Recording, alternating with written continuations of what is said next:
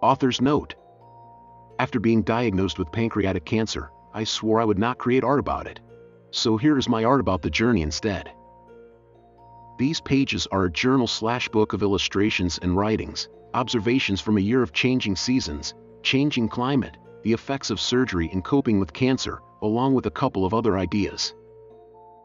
All illustrations and writings are original. Some of the illustrations are influenced by other works. I have noted the source materials where possible. All pages are still very much a work in progress. Thanks for taking a look. 8. Harry Reid dies, after a 3-year struggle. Looking far to the south beneath low-hanging clouds, a sliver of yellow-green sky. From nowhere, a winter storm arrives, post-impressionistic zones of color, grays and browns and purples, flatten the world. At the end of my walk with winter light fading, the yellow-green reappears, cushion moss sprinkled with snow, like early stars.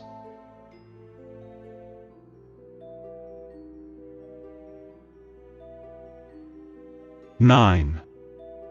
Thin. Stop. Ice. Warm winter's thin ice of distraction cannot hold the language of even the lightest data points. Biomarkers, recurrence averages, survival rates. Leave worry lines frozen on the pond's smooth surface. 10. Something.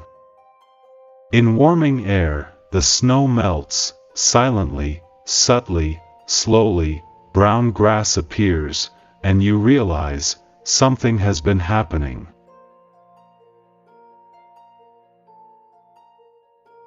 11. Another nor'easter. Snowfall, like enough said, a blizzard of words, then dawn's muffled quiet. You were lucky, you said. Yes, I reply, but it might wrap back round, a real nor'easter, drop another foot of snow by evening.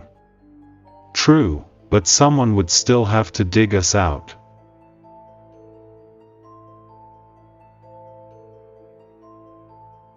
12. Ice storm, as seen from my window. The afternoon low glare becomes halogen flickering on twinkling, sparkling ice-coated trees. Slowly, Venus sets in a crystalline new moon sky. 13. Phantoms. Another dark sleepless winter night. Hamster wheels of restless thoughts spiral tightly around the terminal world. Behind the house, the willow's winter catkins bloom suddenly, pale phantoms in the gentle pre-dawn light, like ghosts at vision's edge. The willow has its own ideas.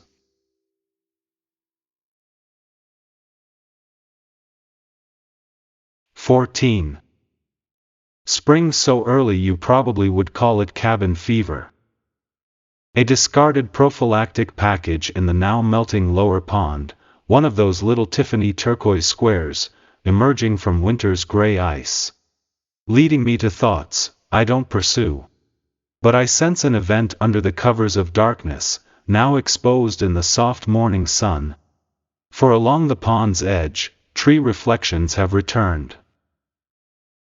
Today the earth is maybe beginning finally to move on its axis. 15. Fly pose. In the morning. In the kitchen. On the door window. Clings a gnarly furry brown-backed fly, a species I have never seen. Opening the door with encouragement, he drops to the welcome mat, and we both know it's still too cold out, both fooled by the illusion of spring. I think he was too scary to leave in the kitchen. I think outside he will enter the food chain. At least I think probably I need to relax.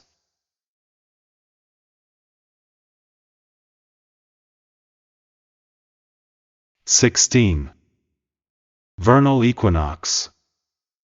Today is the first day of spring. Yesterday was the last day of winter. I cannot say I could feel the difference. Division, a most human construct, may be the first of the maths.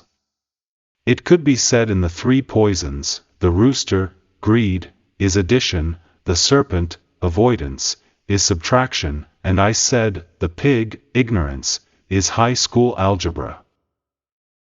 But no one laughed, or gave much thought, to Spring's split-second arrival this morning, at 11:33 a.m.